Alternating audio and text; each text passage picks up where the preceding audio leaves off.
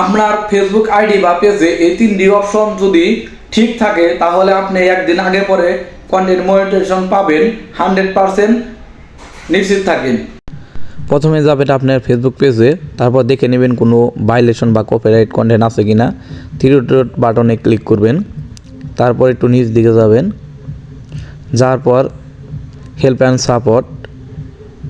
Support inbox your alert.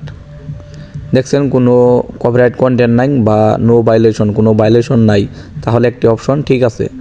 তারপর আপনার ড্যাশবোর্ডে ক্লিক করবেন, করার পর আপনার নিচ দিকে যাবেন, যাওয়ার পর এখানে যে সিওল আছে ক্লিক করার পর নিচ দিকে যাবেন, যাওয়ার পর এখানে খুঁজে দেখবেন যে পেজ রেকমেন্ডেশন কোথায় আছে, সেখানে ক্লিক করবেন। এই যে দেখেন নিচে ক্লিক করার পরে যদি এরকম থাকে আপনার পেজের রেকমেন্ডেশন, তাহলে মনে করবেন যে ঠিক আছে।